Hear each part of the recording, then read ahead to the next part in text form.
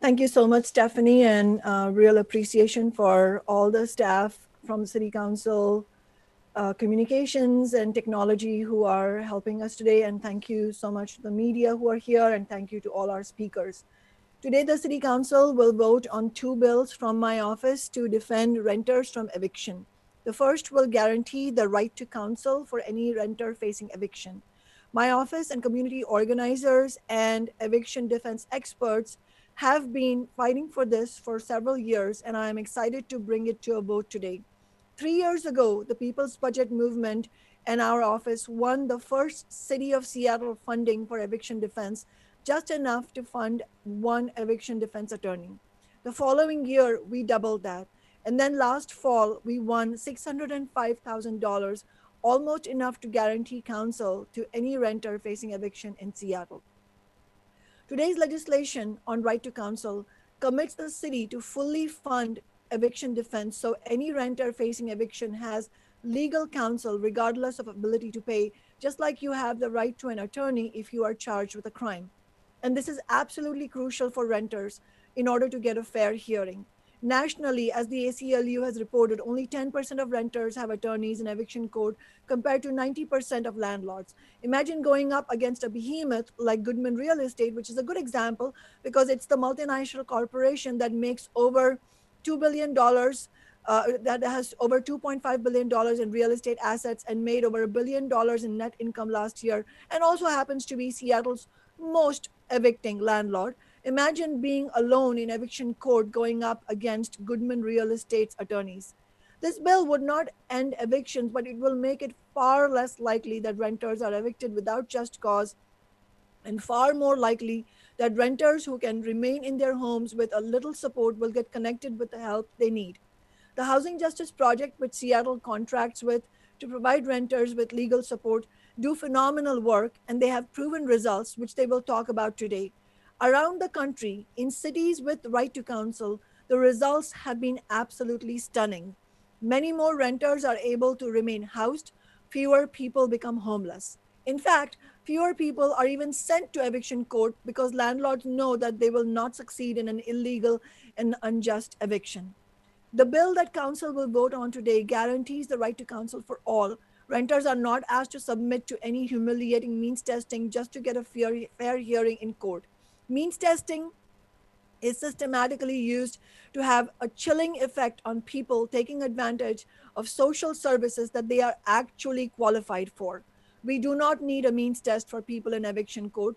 We know they need support precisely because they are in eviction court, because they have run out of options at that point. Cities that have means testing lose renters that would actually qualify. And even when renters go through the checks to be represented, it wastes the time that eviction defense attorneys could instead be using to work on the eviction defense itself.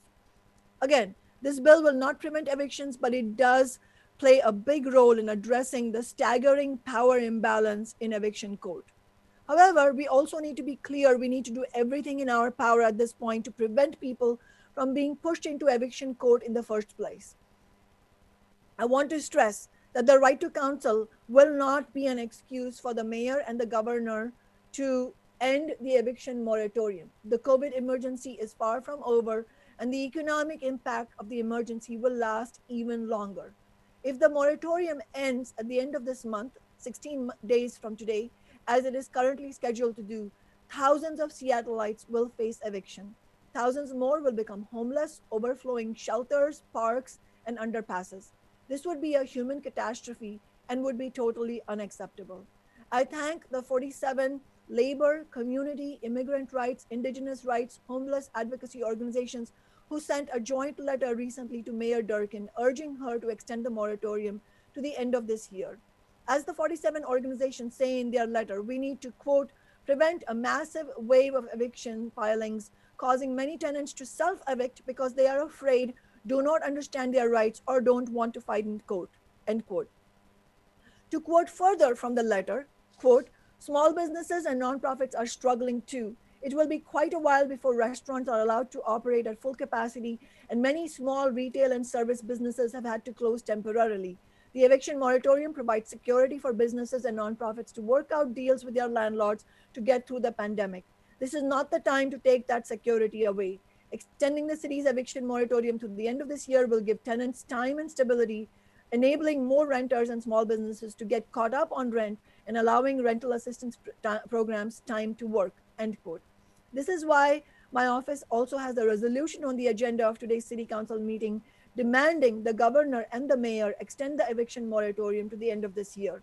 Renters need the peace of mind to know they have the end until the end of this year at least to get back on their feet. And even then, we know it will be an enormous struggle for many. But now, in the middle of the COVID emergency, ending the moratorium would be disastrous.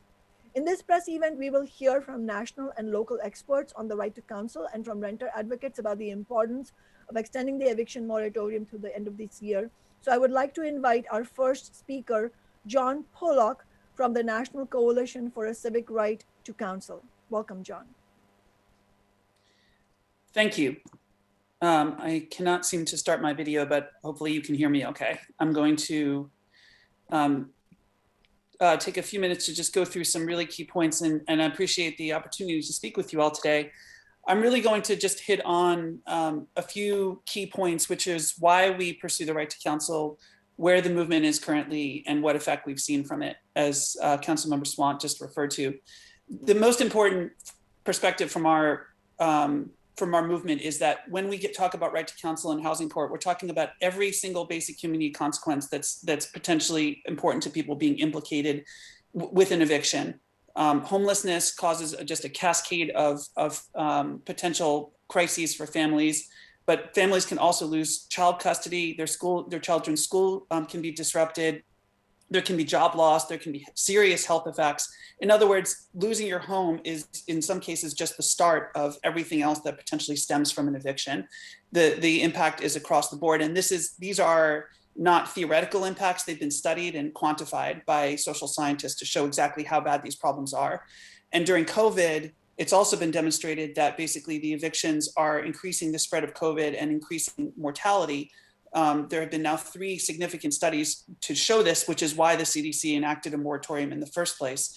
In particular, it's been quantified that even a small increase in the eviction rate creates a quantifiable number of increased deaths from COVID.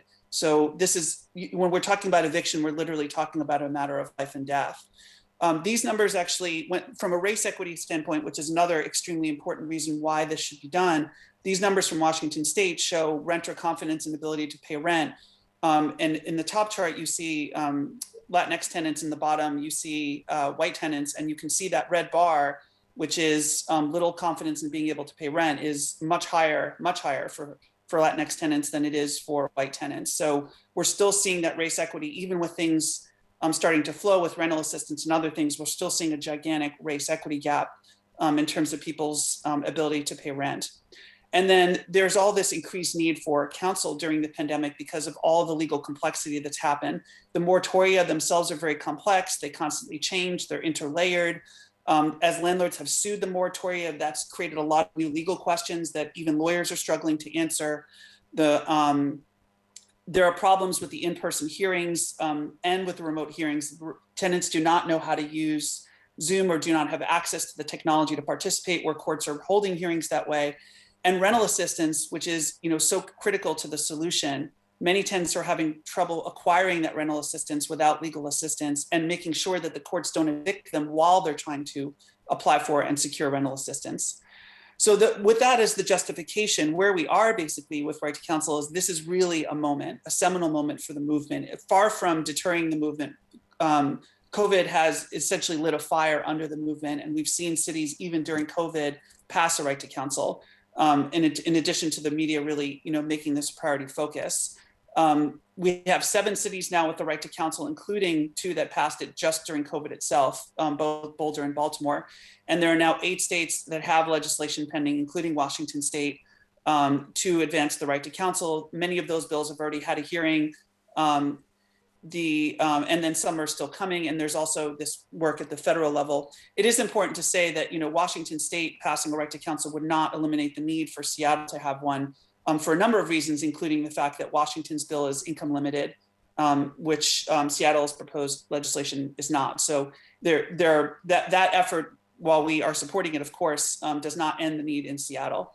And then the widespread interest, from other cities across and states across the country shows this is not just the East Coast and West Coast. This is a growing movement with widespread support across the country. The proof is also in the pudding. We've known for a long time that right to counsel and representation are successful, but when you see statistics like this coming out of the cities that have a right, it really makes you understand why this is such a priority. 86% of tenants remaining in their homes who are represented in New York City, and eviction filing rate dropping by 30%. Those are game-changing numbers, and that's why we do what we do to make this happen. We also like the fact that, while judges have sometimes worried about the impact on the courts, New York City judges have testified, in fact, it has not made things worse for them. It's actually improved their ability to get their jobs done and actually do so in a way that provides due process. So that, that fear has not proven to be founded. San Francisco, which was the second city to pass a right to counsel, has seen 2/3 of the tenants represented staying in their homes and a decrease in the filing rate by 10% in just 1 year.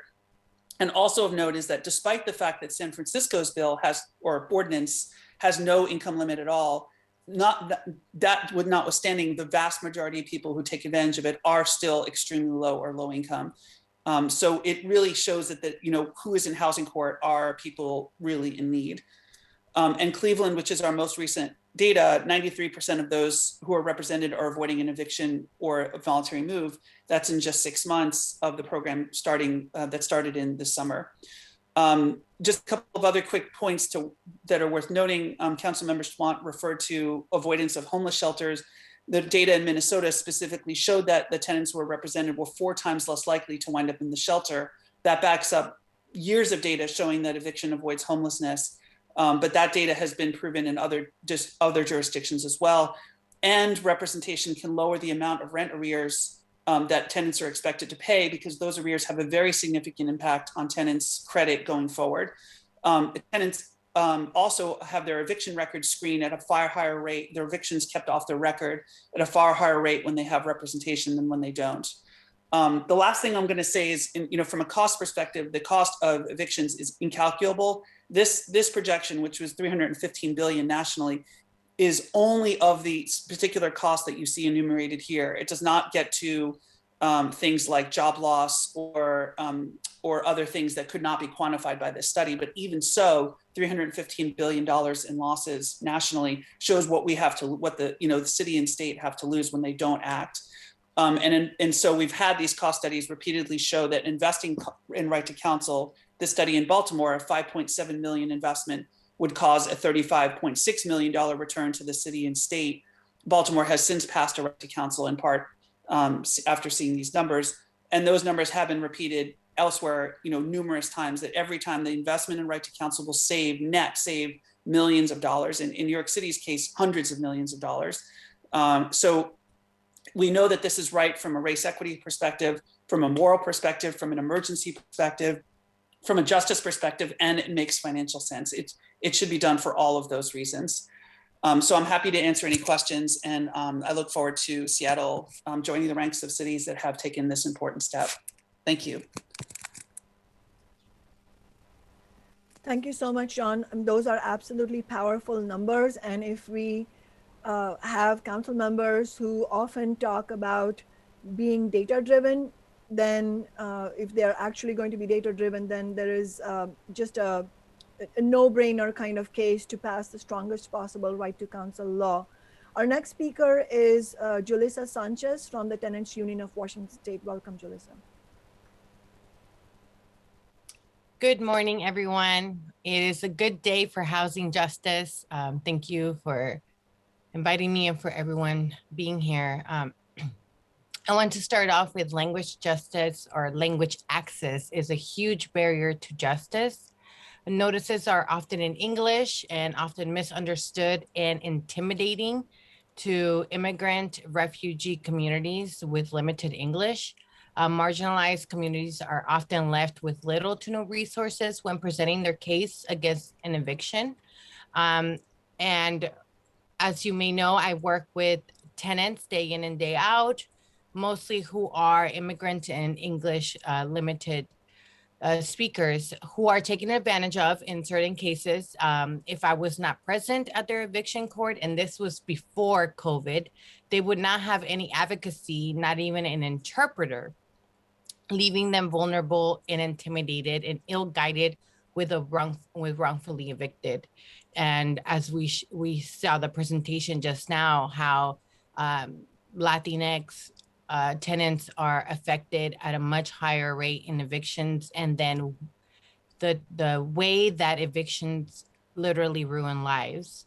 As a tenants' rights advocate, as we speak with the moratorium, I see how landlords use the sell or move out as a loophole in retaliation to evict tenants for being behind on rent. And case studies have proved, like the one we see, how evictions are racist, sexist, and they ruin lives.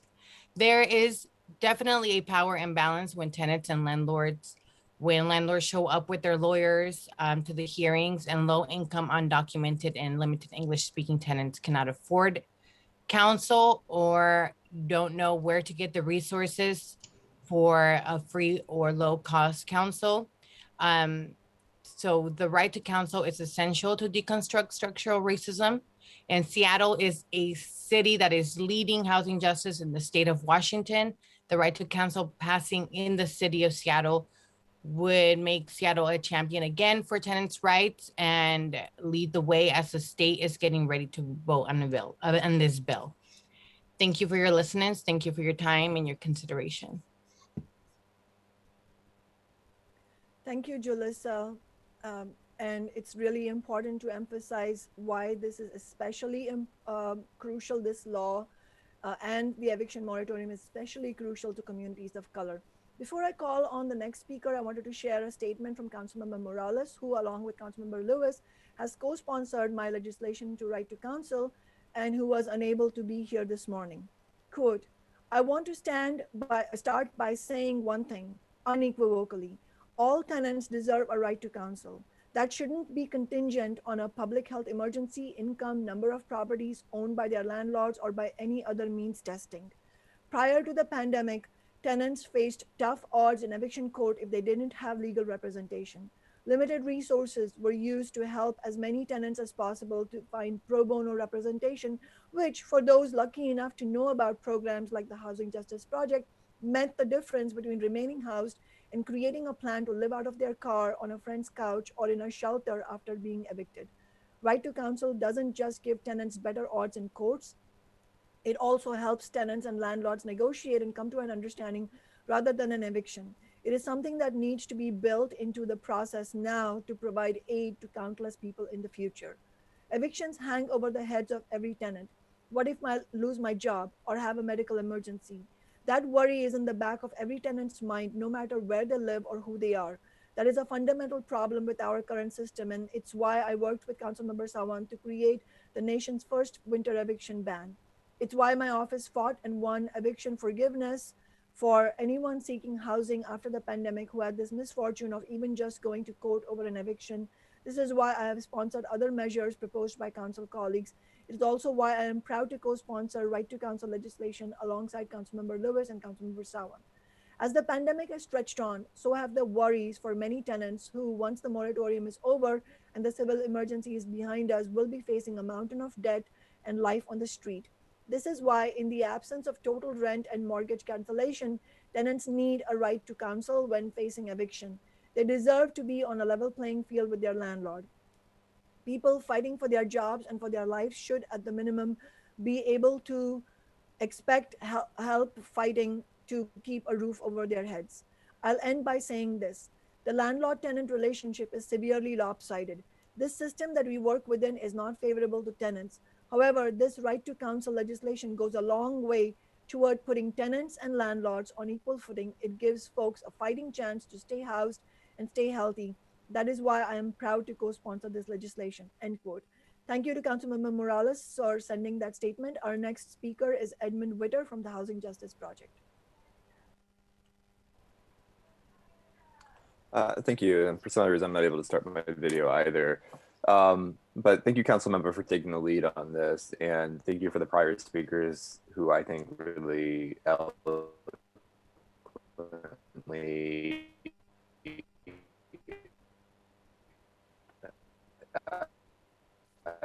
indicated why this is so badly needed. And eviction defense is a lot about restoring humanity into this process and really rebalancing what is, I think, so, you know, not facing, or they necessarily built for to help them, as there are, including rental landlord is not looking, well, is obviously not looking to help the tenant, and the landlord has their own agenda.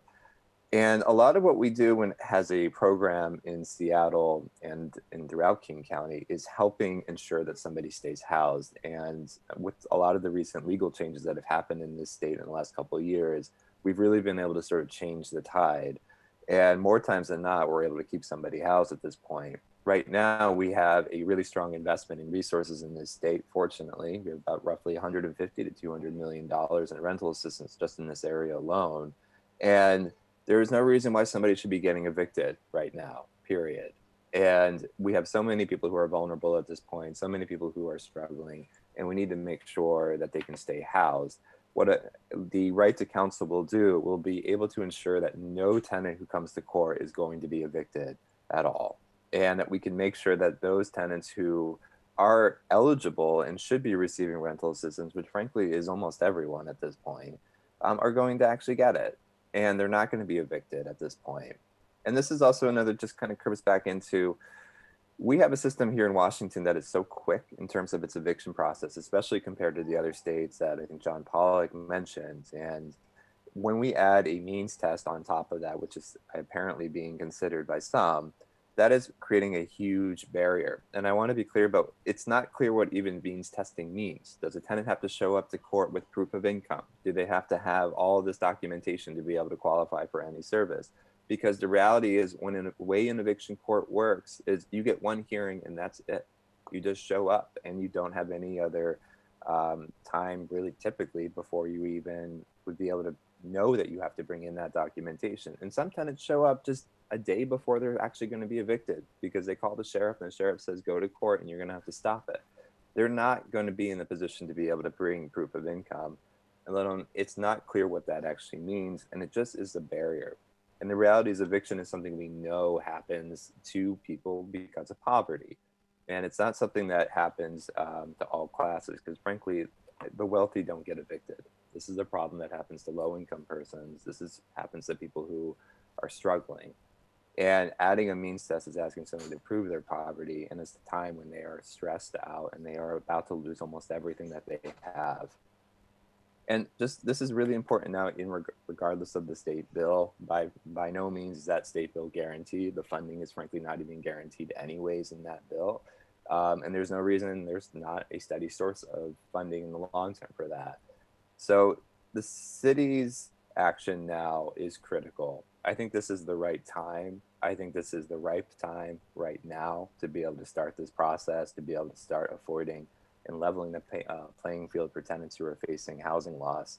And I really commend the council for taking this up now. And this is probably more urgent than ever.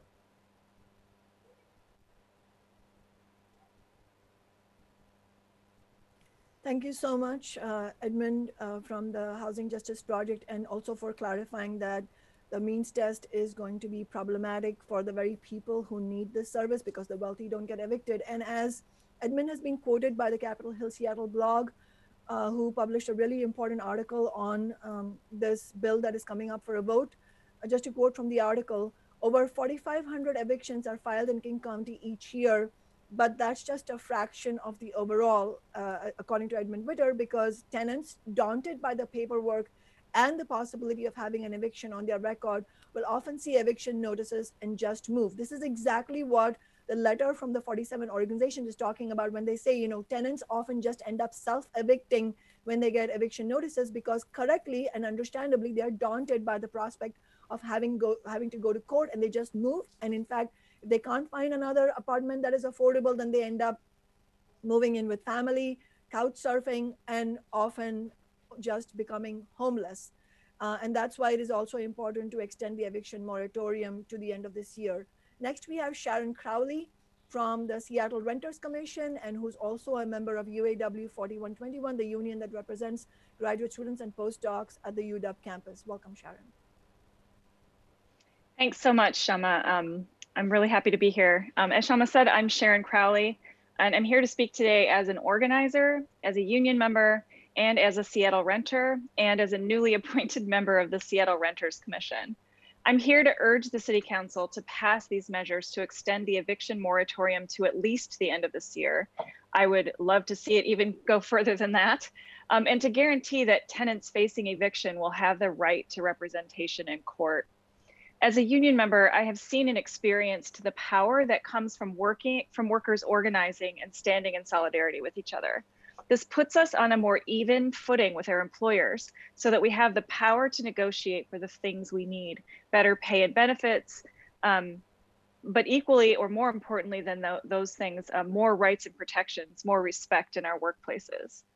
As a union member, I'm part of a democratic organization with the power to affect my terms and conditions of employment. As a tenant, I have experienced the opposite. As a tenant, I live at the mercy of my landlord with little recourse against mistreatment, rent increases, poor maintenance and repair standards, unfair charges, and ultimately with eviction if for some reason I fall behind on my rent.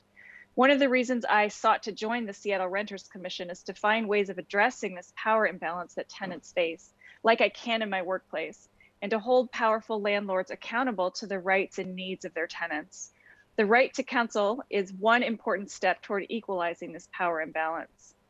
It's true that we are seeing more reasons for hope right now as the rate of infections falls and the availability of vaccinations is increasing. However, as many experts and authorities have affirmed quite clearly, the pandemic and the restrictions on gatherings and travel, the economic pain, these are not going away anytime soon. Too many renters are facing huge bills for back rent, and the most vulnerable also work in the service industries that have been hardest hit and will be slowest to recover. These two measures are critical needs, and we need both at once. If we allow the eviction moratorium to expire before renters and low-wage workers are able to recover financially, before the rent and economic relief programs they need have had the time to work, they will face the very real and imminent prospect of eviction. Powerful landlords have little to no reason currently to delay serving tenants who are behind on rent with eviction notices. Studies have shown, including a big study that was completed here in Seattle at the UW, driven by one of my fellow 4121 members, in fact, that eviction is a major driver of homelessness. This is particularly dangerous right now during the pandemic. Renters are facing eviction and homelessness through no fault of their own. Many of us were already rent burdened before the pandemic hit, and that problem has only been made worse by the economic and public health emergencies that we're facing because of the pandemic. We need real change, and that means addressing this power imbalance that exists between landlords and tenants in the same ways that workers can address the power imbalances between themselves and their employers. We need the moratorium extension to protect people against eviction, and we need to ensure that people have legal representation when their ability to remain housed is threatened by powerful landlords. This should always be true, but it's especially urgent now. The stakes are high, and they will continue to be high for renters who have been most deeply affected by the public and economic health crises brought about by the COVID pandemic. Thank you. I really appreciate Sharon likening the need for a right to counsel for renters to the need for workers to have a union, because there is such a deep power imbalance between the bosses and the workers. Similarly, a deep power imbalance between corporate landlords, who are the most evicting landlords, and tenants. And this is only the beginning of addressing that power imbalance. The right to counsel and the eviction moratorium extension are the bare minimum that we need. We now have Jacob Shearer, Real Change organizer and Bookworkers Union member. Welcome, Jacob. Hi, thank you so much. My name is Jacob Shearer. I'm an advocacy organizer for Real Change. I just want to start by thanking Councilmember Sawant and her office for doing the work to get this really crucial legislation to where it is, as well as to all the community organizations and housing and tenant activists who have worked really tirelessly on behalf of renters and low-income residents to try to meet the need of this really unprecedented moment. I'm speaking today on behalf of Real Change and our vendors who have experienced really tremendous challenges over the past year of the pandemic. The pandemic forced Real Change to stop production of physical papers and halt in-person sales for nearly 4 months. And for our vendors, this meant not only a huge loss of community, but also a really devastating financial hit. And sales have continued to be down throughout the pandemic. And while our readers and greater community have stepped up to soften the financial blow, the economic stress and uncertainty that our vendors experience every day has only been exacerbated by the pandemic. And Real Change serves a population, who even prior to the pandemic faced really constant housing precarity.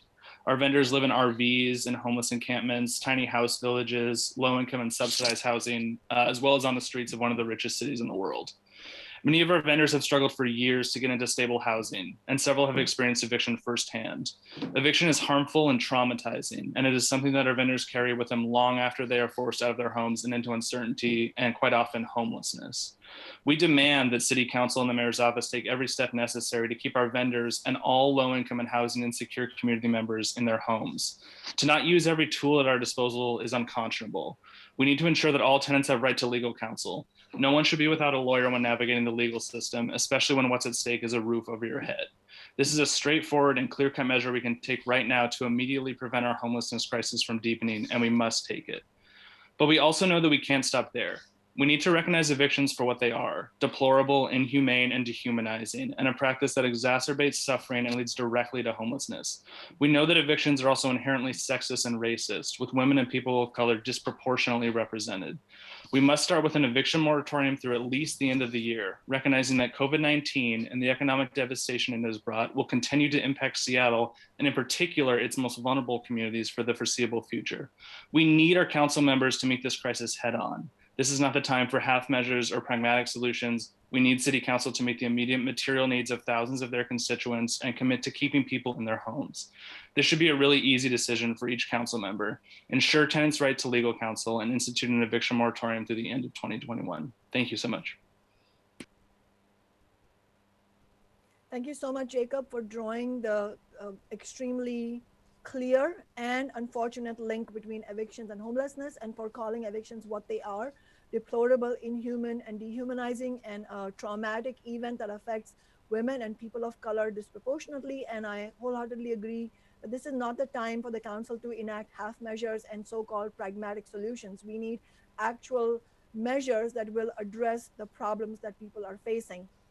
Last but not least, we have Shirley Henderson, who is a Seattle small business owner. Welcome, Shirley.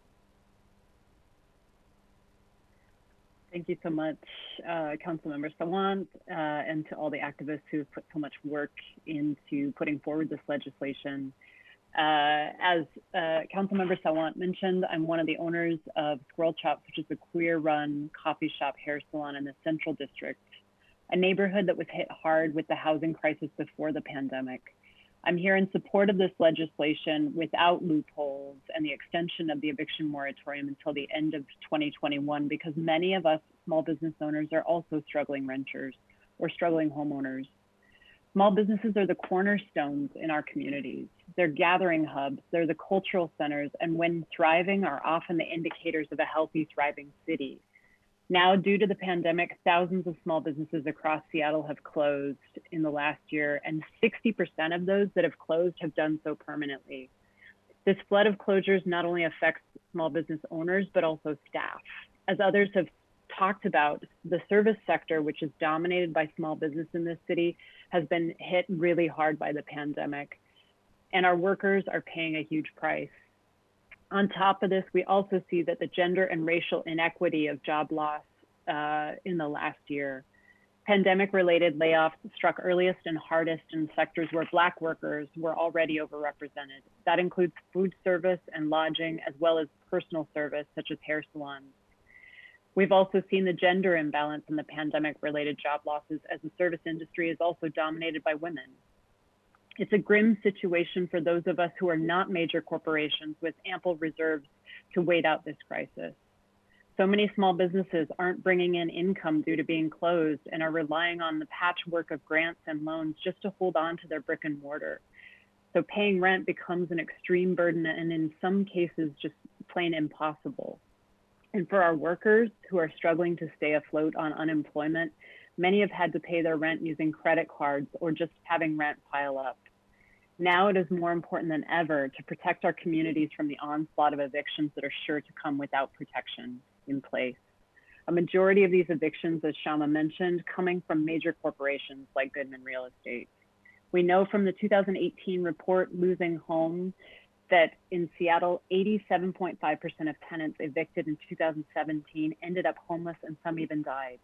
The right to counsel laws reduce human misery and suffering. As John's statistics pointed out so pointedly, in cities that have right to counsel laws in place, evictions have plummeted, and in fact, landlords are filing fewer evictions. I stand today with these renters, rights activists, union members, and community leaders, and Councilmember Sawant in demanding that the city protect its citizens. And additionally, to reiterate what Edmund said, council members should not use the state legislation on right to counsel as a way to ignore this important legislation. First and foremost, the state has not passed its legislation yet. And secondly, the state's version of right to counsel is full of insidious loopholes, as John already mentioned. If we pass a strong protection here in Seattle, it will light the fire for the state to follow in our footsteps. Thank you so much, and I'm proud to be here standing with you all today.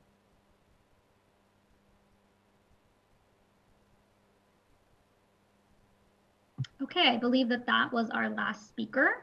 We're going to be able to take some questions right now, although I should warn people that we need to be leaving shortly because Councilmember Kshama Sawant has to attend council briefings at 9:30 this morning. So to take questions, I believe they should, reporters on the call should be able to use the Q&A function, or they also have their hand raised. So for example, I saw David Croman with his hand raised. I'm not sure if IT is able to unmute him or if perhaps he can use the Q&A function, but let's try that.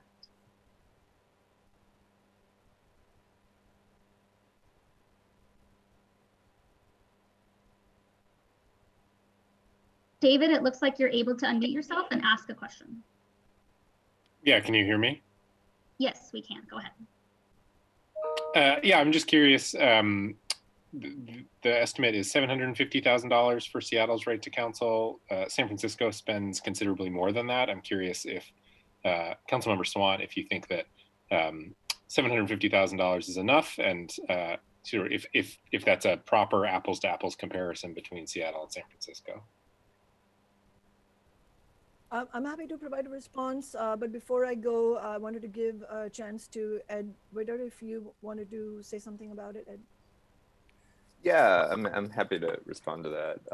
One thing I'll note is the reason why Washington, I think it does cost a lot less here is because, frankly, being a renter is a lot worse here than it is in San Francisco.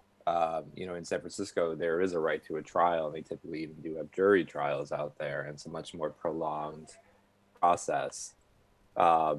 So in comparison, Washington, a lot of times a tenant shows up to court and they essentially are being represented for 2 hours and the whole entire eviction process happens in 10 minutes. There's no prolonged process. There's no discovery. There's no a lot of the added sort of protections that tenants have in other states.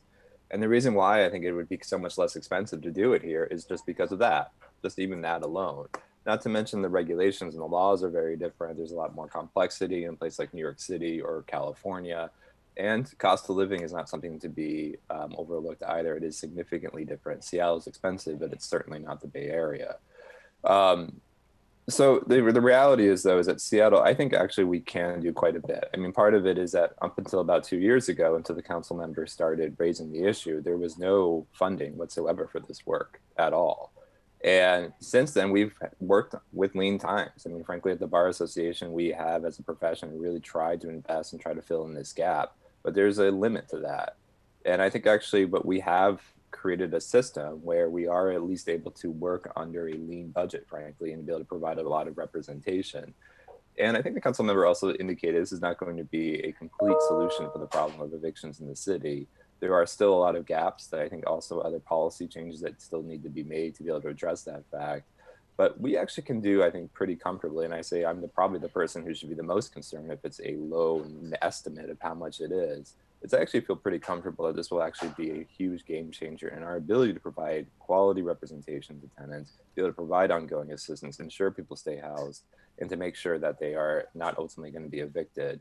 The comparison to other states, though, is I think just actually missing that. For one, the laws are just so different out here. And we have, frankly, a much quicker process that I think actually should be something that gets talked about a little bit more. And for that alone, that is why it's just going to be so much less expensive, because attorneys here, when they represent a tenant, are not going to be representing them for weeks or months. Frankly, it's 2 hours. And that's a huge problem in and of itself, is that a lot of times someone's housing is decided so quickly. There are longer cases, but most of the time it tends to be pretty short. Nonetheless, we make do with what we got. We still are able to keep people housed now, I think, with some of the legal changes in the last couple of years. But there is a bigger discussion here. And that ultimately, though, does make it less expensive to be able to provide this kind of system, which frankly, makes you ask, well, why have we not done it before? Yeah, I would just add to that excellent response from Edmund in giving the background between why this is different from other states, is also just a point Edmund ended on, which is that we should have done this, the city council should have done this before we were on the city council starting in 2014. But as Edmund correctly pointed out, there was no funding for eviction defense attorneys until our People's Budget Movement started fighting for it 3 years ago. And we started, and we actually fought for more than the rest of the city council. All Democrats were willing to pass, but we were able to get our foot in the door. And now we've seen the results. We've seen results from other cities. And unlike $15 an hour, we are not leading the way here. Other cities have already passed right to counsel, especially San Francisco, which is a comparable city in many different ways, has passed a strong measure which shows, without loopholes, which shows the impact. One point I'll add to the question of numbers and how much it'll cost is also that this needs to be put in place because we've seen from other cities that actually once it's in place, landlords file fewer evictions than they used to once they know that they have an attorney to face and not a vulnerable tenant. So I think that's another variable that is going to come into play from what we've heard from eviction defense experts. Also, relative to the size of the city budget, this is a negligible commitment. Even if the estimate turns out to be somewhat higher than $750,000, it will still be negligible compared to two things. One, compared to the Seattle Police Department budget, this number estimate is approximately 1/5 of 1% of the Seattle Police Department budget. That should put that number in perspective. And furthermore, as far as the question from Mr. Croman about, is this enough or will it be more? I think ultimately we have to see it from the standpoint of what will it cost the city if we didn't have eviction defense guaranteed to all tenants, because I think that's the real question. What is the opportunity cost of not doing eviction defense? It's all the resources the city ends up spending for people who become homeless. And the reason this is an important point is because, as we saw from the Losing Home report from the Seattle Women's Commission and the King County Bar Association and the Housing Justice Project, is that nearly 9 out of 10 evictions result in people becoming homeless. So if you look at the amount of money that it costs the city, the back of the envelope estimates from the city council and central staff have found that it would cost the city $4.9 million per year to provide homeless services to people who otherwise could remain housed with the bare minimum measures, right to counsel and the other help that they need to remain housed, which is a very small thing in return for them not having to go through the trauma of homelessness and for the city to not have to spend on the homelessness measures, which we know is simply not keeping pace with the amount of homelessness that we face in the city. So I think eviction defense has to be looked at from that standpoint as well. Wonderful, thank you. Thank you, Croman, for that question, and thank you, Councilmember Sawant and Edmund, for that response. For any other press on the call, we have time for maybe about 1 or 2 more questions. You can use the raise hand feature, and then we can unmute you if you have any questions related to this press conference. I see Natalie Graham is next. If we can have her be, there we go. And Natalie, I think you can unmute yourself now. Cool, yeah, can you guys hear me? Yes, we can, go ahead. Yeah, my question is for Councilmember Sawant. Councilmember Sawant, do you anticipate any other council members watering down this bill with amendments this afternoon? Well, it's really positive that we have had Councilmember Lewis and Councilmember Morales both co-sponsoring and then both voting with me in the Sustainability and Renters' Rights Committee that I chair for the strong right to counsel bill that we have right now without loopholes. However, we have seen every time that our movement and my office brings in legislation that supports renters, workers, the most vulnerable community members like immigrant community, people of color communities, LGBTQ community, we see that Democrats on the council often bring in loopholes. And I would not be surprised if there was an attempt at loopholes, which is precisely why we are having this press conference. And it is precisely why it is so crucial that so many organizations are weighing in. Today's press conference is a glimpse into how broad and deep the support is for a strong right to counsel bill without loopholes, and also how strong the support is for the eviction moratorium resolution, urging the mayor and the governor to extend it to the end of this year.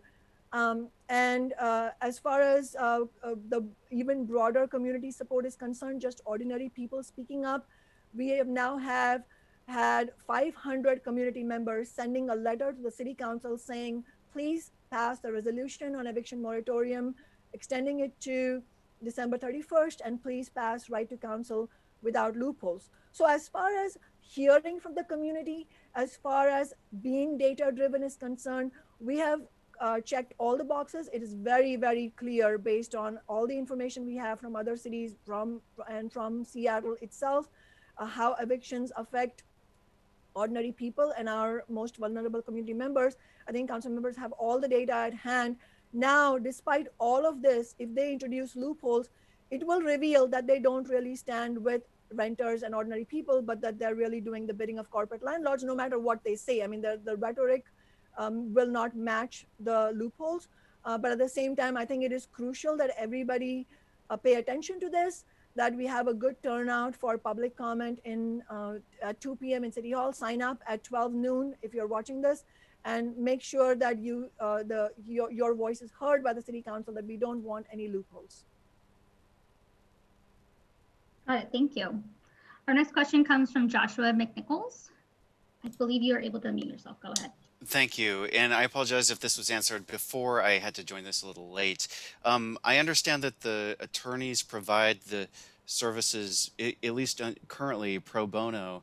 So can you help me understand what the money is used for specifically?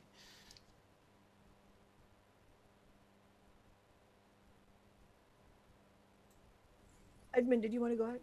Yeah, sure. I'll answer it. Thanks for the question. So what we use for currently we have about 120 volunteers at the Housing Justice Project. We also have 8 staff attorneys who provide it for the entire county. So we don't just represent Seattle, we do the entire county at 2 different locations.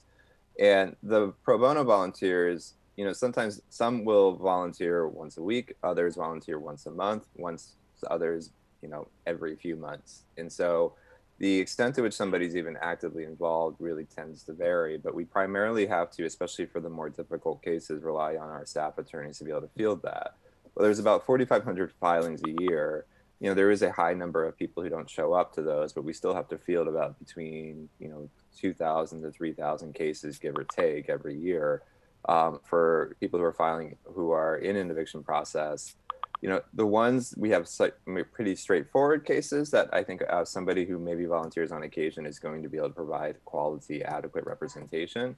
But when you have more difficult cases that involve more complex areas of law, or like right now where you have the law that's just constantly changing all the time, or a need to be able to file appeals, for example, we tend to rely on our staff attorneys to be able to do that for the entire county. So what the money would actually go to would be help building up that support staff. So that staffing, so those staff attorneys to be able to provide quality representation, because the legal professions, like the medical profession, if you have a heart issue, you don't go to a neurosurgeon, you go to somebody who has a specialty in the actual area that you're practicing in. And so what we need to do is be able to hire attorneys who specialize in housing law and landlord-tenant issues to be able to provide adequate representation.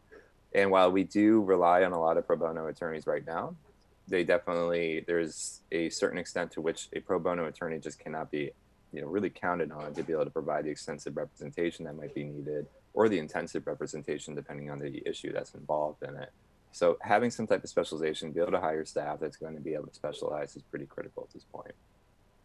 Thank you. And I would just add to that we, as Edmund earlier pointed out, we won funding for attorneys this year, but that needs to be guaranteed for the future.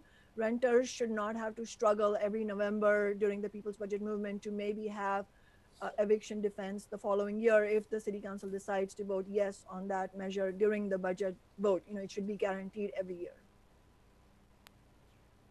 Wonderful. I believe that was our last question, and I think that's all we have time for today. So I just want to thank everyone once again for being on this call and attending this press conference. Thank you to the speakers for their wonderful comments this morning. Finally, just want to let the media know that after this, we will be sending a recording of this press conference as well as Pollock's slides and presentation and the coalition letter. So you can expect that in your inbox. Councilmember Sawant, any last comments? I just wanted to acknowledge, which I forgot to do earlier, which is that in addition to the letter from the 47 community and labor organizations urging the mayor to extend the eviction moratorium to December 31st, we also got a separate letter, the council got a separate letter from LGBTQ Allyship, which is a nonprofit organization that represents the needs of LGBTQ community members, also urging the mayor to extend the moratorium to December 31st of this year, at least. Wonderful, thank you. Okay, folks, I think that's about it for this morning. Thank you again, everyone, for participating today.